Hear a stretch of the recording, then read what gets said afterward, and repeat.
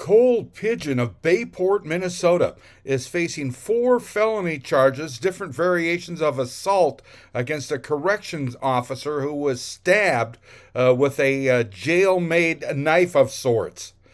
Reading in part from the statement of probable cause, law enforcement observed a blood trail leaving C-Pod into the nurses' area. Law enforcement met with the officer at the nurses' station and photographed his injuries, which are observed to be lacerations to his right cheek, approximately an inch away from his eye, and another laceration on the right side of his head. The laceration on the officer's cheekbone was observed to be approximately 3/4 of an inch and beginning to swell.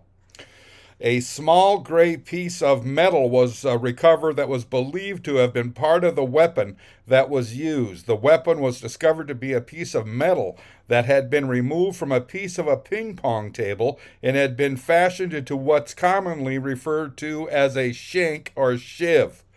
Law enforcement spoke with the defendant, Pigeon, who had retreated to his holding cell. The defendant stated his version of events to law enforcement, stated that he was going to prison and that this is what he does.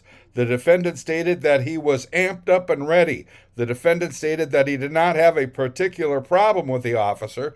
It's simply the officer who happened to get stabbed. The defendant stated he wanted to stab someone, that he's been to court before for stabbing people, and that this is not an issue for him.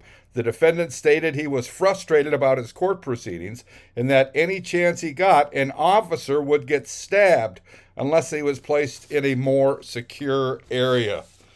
Pigeon has a long list of prior convictions for felony threats, threats of violence, and assault. I'm Neil Carlson reporting for iNewZ.TV.